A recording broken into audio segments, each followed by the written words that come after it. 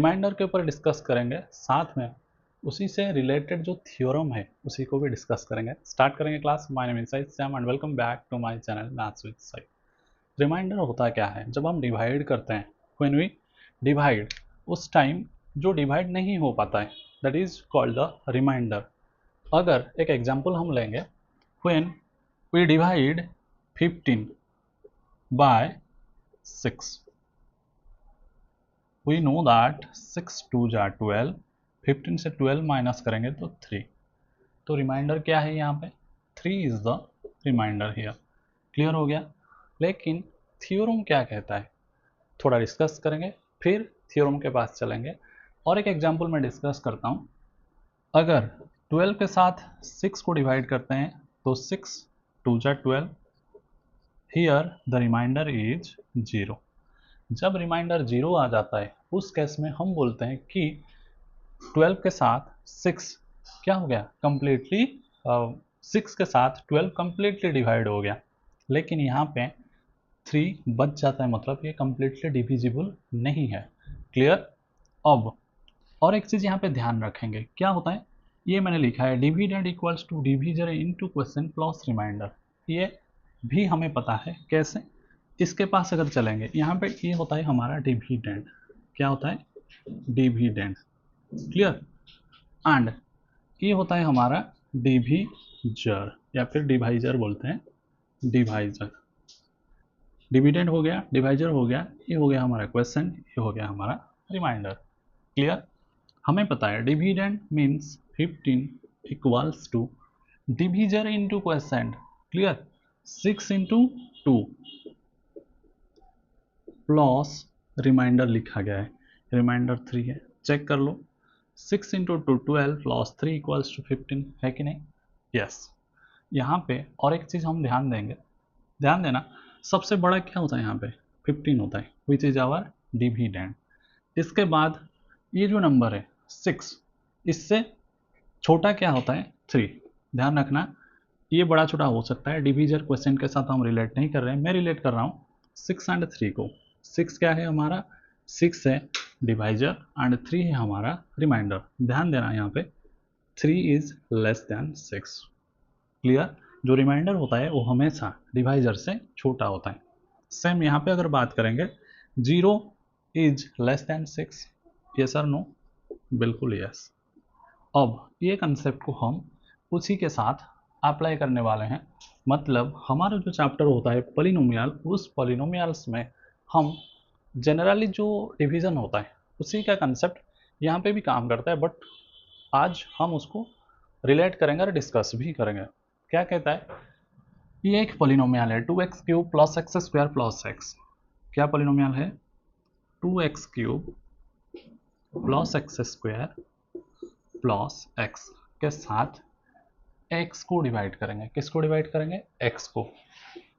कर लो divide x। Generally हम ऐसे डिवाइड करते हैं, आफ्टर दिस क्या करते हैं, इंडिविजुअली हर एक टर्म के साथ 2x क्यूब के साथ x को डिवाइड करते हैं, फिर सेकेंड टर्म हमारा एक्स स्क्वायर के साथ x को डिवाइड करते हैं, फिर थर्ड टर्म है x, उसी के साथ x को डिवाइड करते हैं। तो न्यूमरेटर क्या था? एक पॉलिनोमियल था। क्या था? पॉलिनोमियल था। और हमारा डिनोमिनेटर क्या था? एक मोनोमियल था। तो हमने क्या किया? कुछ नहीं किया, पॉलिनोमियल बाय मोनोमियल कर रहे हैं। पॉलिनोमियल का जो 3 टर्म है, हर एक टर्म के साथ डिनोमिनेटर में जो मोनोमियल है, इस टर्म को क्या कर रहे हैं? इंडिविजुअली डिवाइड कर रहे हैं। अब डिवाइड कर लो, 2x cube by x, simple सा डिवीजन है। यहाँ पे एक एक्स है, यहाँ पे 3x है, तो कैंसल करके 2x बचेगी, नीचे एक x, ऊपर 3 था, 2 बच गया, लिख लो नीचे 2x square plus here 2x है, नीचे सिंगल x काट लो, सिर्फ 2 काटने से भी होगा, कोई प्रॉब्लम नहीं है, बचा x। अब नीचे भी x, ऊपर भी x, तो बचेगी कितना? 1। 0 मत लिखना, 1 बचेगा। अब हमने क्या किया? इसके साथ इसको डिवाइड किया, रिजल्ट में क्या मिला? ये मिल गया। ये जो रिजल्ट हमारे, मैं इसको यहाँ लिख लेता हूँ, थोड़ा सा आगे कर लो। अब 2x square plus x plus 1 is our answer. 2x square plus x plus 1। ध्यान से देखना, पॉलिनोमियल के साथ मोनोमियल को डिवाइड किया, रिजल्ट में हमें जो रिजल्ट मिला, जो क्वेश्चन मिला, क्योंकि यहाँ पे कुछ बचा नहीं तो रिमाइंडर 0 है, ये भी एक पॉलिनोमियल आया। क्लियर, ये भी एक पॉलिनोमियल आया। इसी सेम चीज को और एक स्टाइल में हम कर सकते हैं, जैसे कि अगर मैं ऐसे लिखूंगा, सेम क्वेश्चन है बस तरीका डिफरेंट है। देखो सबके पास x है कि नहीं, हर एक टर्म के पास x है। अगर मैं x कॉमन ले लूं तो क्या बचेगा? अगर हम कुछ भी कॉमन लेते हैं तो कितना रेस्ट वैल्यू या फिर रिमेनिंग नंबर कितना होता है, उसको कैसे पता करेंगे? उसको पता करने के लिए ओरली मतलब मुंह से कैलकुलेट कर सकते हैं या फिर डिवीजन भी कर सकते हैं। कैसे करेंगे? मान लो 2x क्यूब से, मान लो नहीं हमने लिया तो है, 2x क्यूब से x को कॉमन लिया है तो कितना बचेगा, रेस्ट कितना बचेगा, उसको पता करने के लिए ये 2x क्यूब के साथ ये x को सिंपली रफ में डिवाइड कर सकते हैं। मैं यहाँ पे डायरेक्ट करता हूँ, 2x क्यूब बाय क्या किया मैंने, x किया। क्यों? बिकॉज मुझे चाहिए rest amount after taking the common x। Next x square से कितना बचेगा, एक्स स्क्वायर बाई एक्स कर लो पता चल जाएगी। और x से कितना बचेगा, x बाई एक्स कर लो, ठीक है। अब x इंटू सेम, ये जो डिवीजन हमने यहाँ पे किया था सेम यहाँ आ गया, तो हमारा ये वैल्यू रिपीट होगा 2x square plus x plus 1। तो हम कह सकते हैं कि ये जो हमारा डिविडेंड था दैट इज इक्वल्स टू, इसके साथ डिवाइड किया तो ये हो गया हमारे लिए डिविजर, इनटू जितना भी हुआ है दैट इज द क्वेश्चन। फिर से देखो, ये होता है हमारे लिए डिविडेंड, ये हो जाता है हमारे लिए डिवाइजर, और ये होता है हमारा क्वेश्चन क्यू। अब कहने की बात ये है, हमने एक पॉलिनोमियल के साथ एक मोनोमियल को डिवाइड किया, रिजल्ट में हमें एक पॉलिनोमियल मिला। क्लियर? हम ऐसे लिख सकते हैं कि this one divide this one equals to ये, जैसे यहाँ पे लिखा है। क्लियर? अब सेकंड एग्जाम्पल के पास चलते हैं। सेकंड एग्जाम्पल क्या है? सेकंड एग्जाम्पल कहता है 3x square plus x plus 1 by x. थोड़ा सा स्पेस चाहिए, क्या करेंगे, थोड़ा साफ सफाई कर लेते हैं, इसको मैं मिटा देता हूँ, नहीं यहाँ पे हो जाएगा। देखो 3x square plus x plus 1 by x था, ठीक है। अब इसको जब डिवाइड करेंगे, सिंपल सा पहले वाले तरीका मीन्स यहाँ से जो हमने किया था यहाँ तक, ये स्टाइल में इसको करेंगे, क्योंकि सेकंड वाला स्टाइल यहाँ पे भी अप्लाई होगा, बट सबसे पहले ये फिर ये। देखो क्या करते हैं, हर एक टर्म के साथ डिवाइड कर लो, 3x स्क्वायर के साथ x, फिर x के साथ x, फिर 1 के साथ x। अब x 2x है, 2 कैंसिल कर लिया तो एक x बच जाएगा, सीधा ऐसे कर सकते हैं, कोई इशू नहीं है। हो गया 3x प्लस x कैंसिल, 0 नहीं बचेगी, कितना 1 बचेगा। ये 1 बाई एक्स डिवाइड नहीं हो सकता है, क्यों नहीं हो सकता है, ये ऐसा ही रहेगा, होगा क्यों नहीं। अगर मैं बताऊं आपको, क्या बताऊं, कुछ नहीं, इसके साथ रिलेट करके एक एग्जांपल बताता हूँ। मैं बोल रहा हूँ कि भाई साहब 2 के साथ डिवाइड कर लो 5, तो क्या करोगे, ये तो जाएगा नहीं। 2 क्या है, जो डिविडेंड है डिविजर से छोटा है, ध्यान देना, जो डिविडेंड है यहाँ पे ये डिविडेंड है, ठीक है। ये डिविडेंड भाई साहब हमारे डिविजर से क्या है, छोटा है। तो इसके लिए क्या करना, 5 0 जा 0 करके रिमाइंडर वही 2 निकलेगा, मतलब डिवाइड हुआ नहीं, जितना डिविडेंड था सेम रिमाइंडर आ गया। तो कहने का मतलब ये है, अगर हमारा डिविडेंड डिविजर से छोटा होता है उस केस में वही नंबर हमें आज रिमाइंडर मिलता है। ध्यान देना, बहुत इंपॉर्टेंट है ये सारी चीज बुक्स में नहीं मिलेगा। ओके, डिविडेंड एंड रिमाइंडर यहाँ पे क्या है, सेम है। क्लियर? सेम इसलिए है क्योंकि डिविडेंड हमसे छोटा है, सॉरी हमसे नहीं, डिविजर से छोटा है। तो यहाँ पे ये केस में ये 1 के साथ x को डिवाइड करना चाहता है, 1 जो है x से छोटा होता है in the terms of degree. क्यों? इसका डिग्री 1 है एंड इसका 1 का डिग्री कितना होता है, 0 होता है, क्योंकि 1 एक कंस्टेंट है। ध्यान देना, हमें पता है कंस्टेंट क्या होता है, जो कंस्टेंट होते हैं, जो नेचुरल नंबर्स होते हैं वो कंस्टेंट 1 2 3 ये सब कंस्टेंट होते हैं। क्या? मतलब 1 होता है 1x टू द पावर 0, 2 होता है 2y टू द पावर 0, 3 होता है 3x टू द पावर 0। सबका पावर कितना आ रहा है? डिग्री 0 आ रहा है। तो इसका डिग्री 0 है, इसका डिग्री 1 है, तो 1 x से छोटा है, इसलिए डिवाइड नहीं होगा। समझ में आ गया? इसलिए ये टर्म डिवाइड नहीं होगा, ये वैसे ही रहेगी। नेक्स्ट स्टेप में इसका थोड़ा सा सेकंड वाली तरीके से इसको सॉल्व करते हैं। कैसे करते हैं? कॉमन लेके करेंगे। देख लो, अब कंस्टेंट समझ में आ गया, इसको मिटा देते हैं। अगर डिटेल्स चाहिए तो इससे पहले वाले जो क्लासेस है उसको देख लो, उसी में डिटेल्स मिल जाएगा। कंस्टेंट क्या होता है, उसका डिग्री क्या होता है, ठीक है। लीनियर क्या होता है, उसका डिग्री क्या होता है, लीनियर का डिग्री 1 होता है। क्लियर? अब आ जाओ, ये था हमारा question 3x² plus x plus 1 के साथ हम क्या कर रहे थे? इसको डिवाइड कर रहे थे। मैं क्या कर रहा हूँ, सेकेंड तरीका, जो हमारा तरीका कहाँ से है, ये, ठीक है। अच्छा, सेकेंड एंड फर्स्ट, ये दोनों टर्म के पास x है, तो हम x कॉमन ले सकते हैं। बिल्कुल, यस, ले लो x कॉमन। कॉमन लेने के बाद बचेगा कितना? तो जो टर्म है उसके साथ जितना तुमने कॉमन लिया है उसी को डिवाइड कर लो, पता चल जाएगा कितना बचेगा। 3x² से x का by x plus x by x। अब इससे x तो है ही नहीं, साथ में ये x से छोटा भी है, ये तो हमने यहाँ पे डिस्कस कर लिया। छोटे बड़े की बात यहाँ पे छोड़ दो, बस हमारे पास फर्स्ट एंड सेकंड टर्म के साथ x था, तो हमने x कॉमन ले लिया। आगे हम 1 को ऐसे ही लिख लेते हैं। अब देखो, अब सेम वैल्यू आएगी, x होल इंटू, ये कट जाएगा, बचेगा 3x, ये भी कट जाएगा, बचेगा 1 प्लस 1। समझ में आ गया? अब देखो, ये होता है हमारा क्या? अच्छा, ये भाई साहब होते हैं हमारा डिविडेंड। क्या होते हैं? डिविडेंड। ये होता है हमारा डिवाइजर,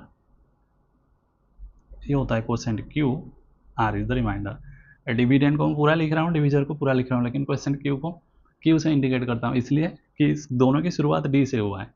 तो D से डिविडेंड, D से डिविजर, इसलिए इन शॉर्ट नहीं लिख के मैं पूरा लिख लेता हूँ। Q को Q लिखने से पता चल जाएगा, आप सब लोग समझदार है। Q मीन्स क्वोशेंट है, ठीक है, and 1 is the reminder here.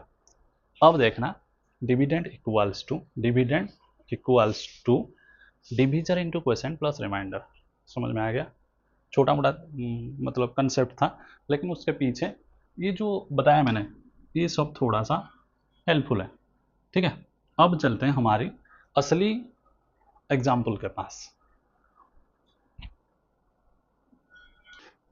Example से पहले और एक चीज़ हमने छोड़ दिया है, जिसको थोड़ा सा रिकैप कर, मतलब बैक कर लेते हैं कंसेप्ट के ऊपर। क्या कहना चाहता हूँ, हमने देखा 4 एग्जाम्पल्स। क्या? सबसे पहला था ये, फिर ये दोनों। यहाँ पे और एक कंसेप्ट छोड़ दिए थे हमने, जिस केस में, क्या बोल रहा हूँ, when reminder is a number, या फिर व्हेन रिमाइंडर इज 0, ये डिविडेंड एंड बाकी डिविजर इनटू क्वेश्चन के साथ क्या रिलेशन होता है। अगर रिमाइंडर 0 है, क्या है? रिमाइंडर 0 है, तो हम कह सकते हैं 12 इज ए मल्टीपल ऑफ 6। क्यों? देखो, हम यहाँ पे लिख सकते हैं 12 इक्वल्स टू 6 इंटू 2, है कि नहीं? 6 2 जा 12, मतलब 12 6 से पूरा पूरा कट जाता है। तो 12 हमारा यहाँ पे क्या है? मल्टीपल है। 6 एंड 2 क्या है? हमारा फैक्टर्स है, ठीक है। इसको हमने छोड़ दिया था। ये केस में ये एप्लीकेबल नहीं है। क्यों नहीं है? क्योंकि रिमाइंडर यहाँ पे 3 है, 0 नहीं है। सेम टू सेम यहाँ आ जाओ। सबसे पहले हमने यहाँ पे जो देखा था, ये पूरा टर्म x के साथ कंप्लीटली कट गया था, है कि नहीं? पूरे पॉलिनोमियल मिला था हमने। इस केस में हम कह सकते हैं ये जो है, ये जो हमारा क्या था, कहाँ पे लिखते हैं, यहाँ पे आ जाओ। ये हमारा जो डिविडेंड था, ये होगा मल्टीपल, एंड ये दोनों हो जाएंगे उसका फैक्टर्स। क्यों हो जाएंगे? क्योंकि इस केस में हमें कोई भी रिमाइंडर नहीं मिला था, मतलब हमारा रिमाइंडर 0 था, इसलिए इसको मल्टीपल कह सकते हैं। किसका? x and 2x² plus x plus 1 का। और ये दोनों को क्या कह सकते हैं? ये दोनों को कह सकते हैं फैक्टर्स। किसका? ये डिविडेंड का। समझ में आया? अगर पूरा का पूरा कट जाता है, रिमाइंडर 0 है, तो जो डिविडेंड है वो हो जाएगा मल्टीपल, जो डिविजर एंड क्वोशेंट होते हैं वो हो जाएगा हमारा फैक्टर्स। अब x and 2x² plus x plus 1 are the factors of 2x³ plus x² plus x, and 2x³ plus x² plus x is the multiple of ये दोनों का, डिवीजन एंड क्वोशिएंट का। लेकिन ये जो सेकंड केस था, ये सेकंड केस में हम ये चीज़ नहीं बोल सकते हैं। क्यों नहीं बोल सकते हैं? क्योंकि यहाँ पे एक रिमाइंडर आ गया। ठीक है, अगर कंप्लीटली डिविजिबल है तो जो डिवीजर एंड क्वोशिएंट होते हैं वो डिविडेंड का फैक्टर्स होते हैं। अगर कंप्लीटली डिविजिबल नहीं है उस केस में जो डिविडेंड होगा वो डिवीजर एंड क्वोशिएंट का मल्टीपल नहीं होगा, या फिर डिवीजर एंड क्वोशिएंट डिविडेंड का फैक्टर्स नहीं होंगे। समझ में आ गया? तो हमारे पास ये फैक्टर एंड मल्टीपल शो करता है। यहाँ से भी हमें फैक्टर एंड मल्टीपल मिल जाता है। ये केस में नहीं मिल रहा है। क्यों नहीं मिल रहा है? क्योंकि रिमाइंडर 1 है। एंड ये केस में भी नहीं मिलेगा क्योंकि यहाँ पे रिमाइंडर हमारा 3 था। ठीक है, फैक्टर एंड मल्टीपल याद आ गया? क्लास 5 में ये सब हमें पढ़ाया गया था। ठीक है, अब चलते हैं हमारे क्या किसके पास, एग्जाम्पल के पास। एग्जाम्पल नंबर 6 क्या बोल रहा है कि p ऑफ x एक पॉलिनोमियल है। हम क्या करेंगे, उसको और एक polynomial that is g of x के साथ डिवाइड करेंगे।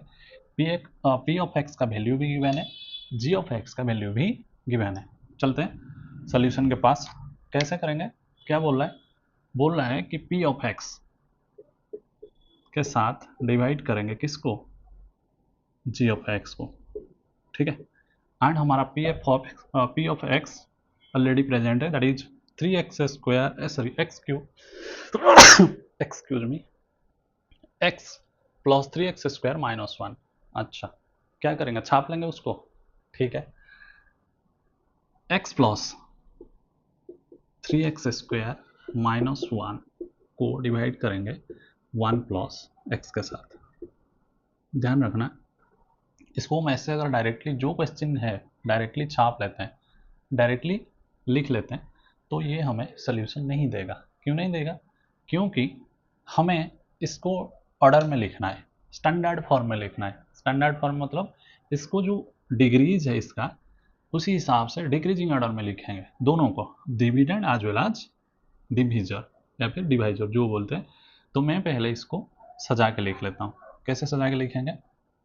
बिना सजा के लिखेंगे तो क्या होगा? वो गुस्सा करेगा, मन भी नहीं मानेगा उसको। Okay, 3x² plus x minus 1। अब सजा दिया।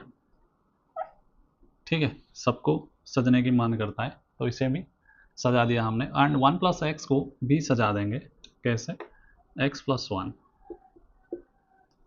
आ गया, डिग्री 1 डिग्री 0 डिग्री 2 डिग्री 1, ये कंस्टेंट है मीन्स डिग्री 0 है। क्लियर? अब हम इसको डिवाइड करेंगे, फटाफट डिवाइड करते हैं। कैसे डिवाइड करेंगे? वो बोल रहा है हमारा जो डिविडेंड है उसका पहला टर्म क्या है? 3x²। ओके, एंड जो डिवीजर है उसका पहला टर्म x है। तो हमारा टारगेट ये होगा, हम x के साथ कितना इंटू करेंगे तो हमें 3x² मिल जाएगा। फिर से x के साथ कितना इंटू करेंगे तो 3x² मिल जाएगा। ओरली कर सकते हैं, अदरवाइज क्या करेंगे, 3x² बाई x करने से पता चल जाएगा। अगर मैं बोलूँ कि 3 के साथ कितना इंटू करने से मुझे 15 मिलेगा, मान लो मुझे पता नहीं है 3 के साथ कितना इंटू करने से 15 मिलेगा, तो हम क्या करते हैं 15 बाई 3 कर लेते हैं। ठीक है, सेम स्टाइल में 3x² बाई x अगर हम करते हैं, 3x² बाई x अगर हम करते हैं, जितना आंसर आएगा that is the value with which will multiply x। Okay, काट लो, कितना आ जाता है 3x। तो 3x हम क्वेश्चन पे लिख लेंगे। अब करना क्या है, x के साथ 3x इंटू कर लो, मिल जाएगा 3x² जो हमें चाहिए था। उसी हिसाब से हमने इसको सेट किया है। अब ये जो सेकेंड टर्म है +1, इसी +1 के साथ 3x को भी मल्टीप्लाई करना है। ठीक है, +1 इंटू 3x हो जाएगा +3x।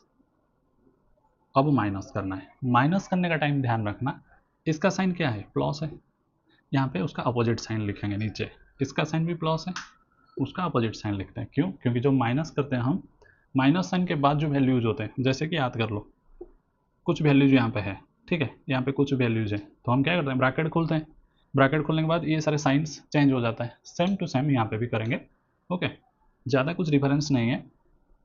अब 3x² माइनस 3x², नीचे वाला साइन को कंसिडर कर रहा हूँ, ऊपर वाला नहीं। ठीक है, -3x² plus 1x minus 3x, x means इसका कोफिशिएंट कितना है, न्यूमरल कोफिशिएंट 1 है। 1 माइनस 3 कैसे सॉल्व करेंगे, 1 माइनस 3 होता है -2, x को x रह जाएगा, क्योंकि numeral values addition and subtraction के time only numeral values consider किया जाता है, जो कोफिशिएंट होते हैं उसको लिटरल कोफिशिएंट होते हैं उसको ऐसे लिख लेते हैं, x x होगा, अगर y होता तो y भी रहेगी। 1 माइनस 3 कितना होता है -2x, और -1 को ऐसे ही नीचे ले आओ। अब हमारा न्यू डिविडेंड हो गया -2x -1, जो न्यू डिविडेंड बनेगा उसका पहला टर्म हमारा अगला टारगेट होगा। अब हमारा टारगेट है -2x, कौन सा टारगेट है, -2x के साथ हम x को डिवाइड कर देंगे। क्यों डिवाइड करेंगे, क्योंकि हमें x के साथ कितना इंटू करने से -2x मिलेगा वो पता करना है। ठीक है, जो डायरेक्ट कर सकता है अच्छा है, नहीं तो ऐसे कर सकते हो, x x कैंसिल कर लो, पता चल गया कि -2 इंटू करने से हमें -2x मिल जाएगा। x के साथ -2 इंटू करेंगे, x into -2 -2x, plus 1 into -2 plus into minus, ध्यान रखना पहले sign, plus into minus minus 1 into 2, ठीक है, तो -2 हो गया। अब साइन चेंज कर लो, जब कैलकुलेट करोगी ये जो चेंजिंग साइन है इसके साथ करना, -2x प्लस 2x कैंसिल हो गया, -1 प्लस 2 1 हो गया, -1 प्लस 2 कितना हो गया, 1 हो गया, विच इज आवर रिमाइंडर।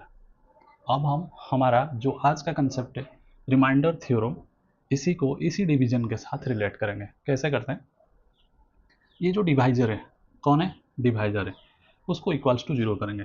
ठीक है, जो डिवाइजर है x plus 1 that is equals to, मैं 0 कर रहा हूँ, यहाँ से x का वैल्यू निकाल दो, this implies x equal to 1 उस तरफ जाएगा तो +1 है -1 होगा, तो 0 -1 -1। अब x का वैल्यू हम क्या करेंगे, -1, हमारा ये जो p ऑफ x है, कौन है, p ऑफ x है, मीन्स जो डिविडेंड था उसी डिविडेंड में x के बदले -1 लगा के देखेंगे आंसर हमारा कितना आ रहा है। ठीक है, चलो आ जाओ, p of -1, p of x सबको पता है, ये है हमारा p ऑफ x, या फिर यहाँ आ जाओ, बार बार क्वेश्चन रिपीट नहीं करेंगे, p ऑफ x ये है। मैं क्या कर रहा हूँ, इसमें लगा सकते हो, इसमें लगा सकते हो, कोई इशू नहीं है, इसमें लगाएंगे क्योंकि बेटर है, ये स्टैंडर्ड फॉर्म में है। ठीक है, ये स्टैंडर्ड फॉर्म में है तो इसी में लगाएंगे। देखो 3 इंटू, क्या बोला था मैंने, p ऑफ x था तो ये वेरिएबल x था, अब हमने इसको p ऑफ -1 कर दिया तो x के बदले -1 लगाएंगे।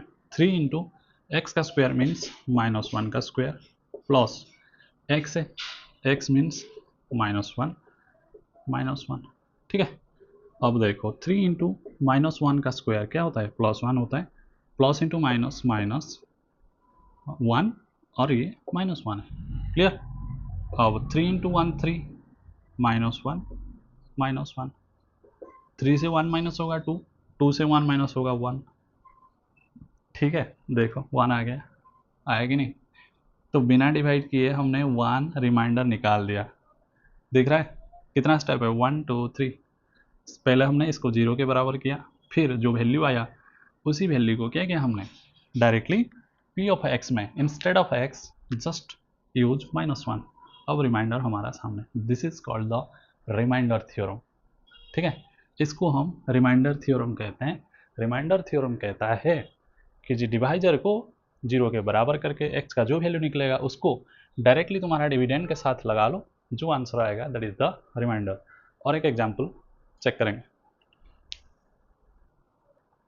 एग्जाम्पल नंबर 7, और एक सेम स्टाइल का एग्जाम्पल है। हम पहले डिवाइड करेंगे, फिर रिमाइंडर थ्योरम के टेक्निक से उसका रिमाइंडर सेम आ रहा है या नहीं चेक करेंगे। चलो स्टार्ट करते हैं सोल्यूशन। अच्छा, हमारा टारगेट पहले क्या है, जो डिविडेंड है उसको स्टैंडर्ड फॉर्म में लिखेंगे, मतलब डिग्रीज का डिक्रीजिंग ऑर्डर में लिखेंगे। 4 3 1 0 ऑलरेडी है, x1 ये भी है, चलो ऑलरेडी सजा के लिखा हुआ है, लेकिन उसमें थोड़ा सा चेंजेस लाना है। देखो कैसे करते हैं, 3x4 माइनस 4x3। अब यहाँ पे पावर 3 है, सॉरी पावर 4 है, पावर 3 है, फिर उसके बाद इसका पावर क्या है, 1 है, मतलब जो पावर नंबर 2 है वो मिसिंग है। तो मैं क्या कर रहा हूँ, उसके लिए थोड़ा सा जगह छोड़ देता हूँ, फिर यहाँ पे -3x -1 लिख रहा हूँ, डिग्री 1 डिग्री 0। ध्यान रखना जो मिसिंग है उसके लिए जगह छोड़ना बेटर होगा हमारे लिए सोल्यूशन करने के लिए। ओके, कर लो डिवाइड।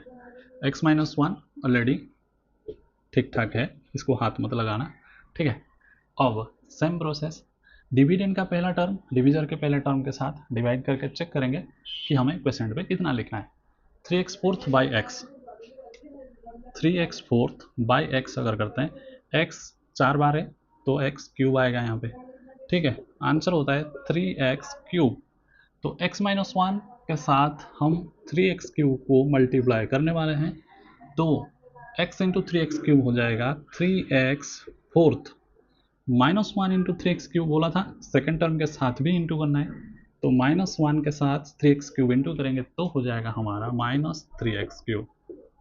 नेक्स्ट स्टेप क्या कहता है कि भाई साहब साइन चेंज कर लो, माइनस कर लो plus, 3x fourth minus 3x fourth cancel, -4x cube plus 3x cube, -4 plus 3 होता है -1। ध्यान रखना -4 प्लस 3 -1, क्योंकि -4 बड़ा है, x क्यूब ऐसे ही लिख लेना, ठीक है।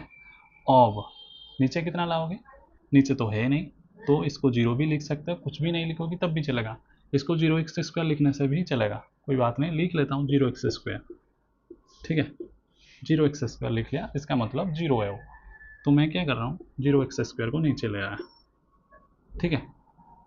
अब हमारा जो नेक्स्ट टारगेट कौन है, न्यू डिविडेंड का पहला टर्म -1x³।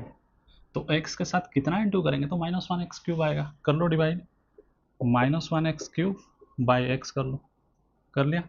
x 3 वैल्यूज है, x² आएगा, -1x² के साथ हमें ये जो डिवाइजर है इसको इंटू करना है, तो यहाँ लिख लो -1x²। Clear, x into -1x², ध्यान रखना ये जो सेकेंड टर्म है x के साथ -1x² इंटू करेंगे तो -1x³ होगा, -1 into -1x², minus into minus plus 1 into 1 1x²। अब समझ में आया कि इसको क्यों हमने छोड़ दिया था, क्योंकि यहाँ पे कंपलसरी आएगा जब हम इंटू करेंगे। अगर यहाँ पे 3x लिखा होता तो थोड़ा सा कन्फ्यूजन होता है at the time of solution, otherwise और कुछ नहीं है, नहीं तो डायरेक्ट भी लिख सकते हो, ठीक है। 0x लिखने से हमें कैलकुलेशन आसान हो जाएगा, इसलिए मैंने 0 लिखा, चेंज साइन माइनस। अब -1x³ प्लस 1x³ को कैंसिल कर लो, 0 -1 क्या है, 0 -1 होता है -1x², मतलब जो यहाँ पे मिसिंग था वो पूरा यहाँ पे आ रहा है, उसके लिए जगह छोड़ना कंपलसरी है।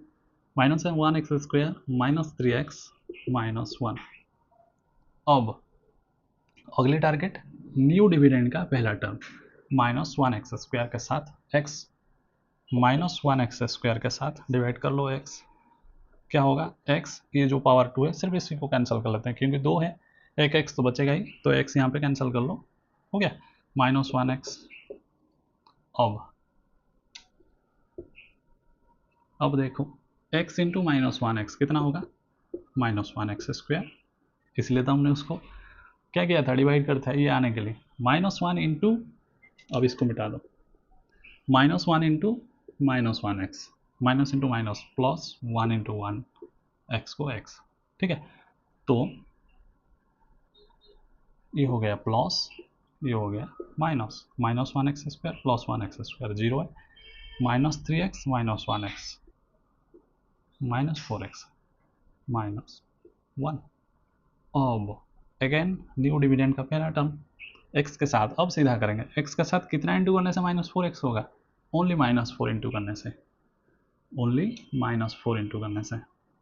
अच्छा x इंटू -4 -4x देगा, -1 into -4 minus into minus plus 1 into 4 4, ठीक है। अब कर लो minus plus minus, -4x plus 4x cancel, -1 -4 कितना होगा -5, ठीक है। बहुत टाइम ले लिया, -1 -4 कितना होगा -5। अब जितना मेहनत हमने किया है उसी के जो नेक्स्ट थ्योरम कहता है उसी को इंसर्ट चेक करेंगे, कर लो चेक, पॉलिनोमियल है हमारा ये या फिर ये, इसके x के बदले क्या लगाएंगे, इसको इक्वल्स टू 0 कर लो, ठीक है। x माइनस 1 को इक्वल्स टू 0 कर लो, x माइनस 1 को 0 करेंगे तो साफ साफ दिख रहा है x का वैल्यू हो जाएगा हमारा 1, माइनस 1 उस तरफ जाएगा, 0 प्लस 1 x का वैल्यू हो जाएगा 1। क्लियर। अब ये p ऑफ x है, ठीक है, इसके बदले क्या लगाएंगे, 1 लगाएंगे। अब सीधा लिख रहा हूँ मैं p ऑफ 1, देखो p of 1 means 3 into x fourth, 1 to the power fourth, minus 4 into x का क्यूब मीन्स 1 का क्यूब, माइनस 3 इंटू एक्स का पावर 1 है, या फिर सीधा लिख लो 1 माइनस 1, हो गया। 3 इंटू 1 का पावर 4 मीन्स 1, माइनस 4 इंटू 1 का क्यूब मीन्स 1, 3 इंटू 1 3 माइनस 1, 3 1 जा 3, 4 1 जा 4, माइनस 3 माइनस 1, ठीक है।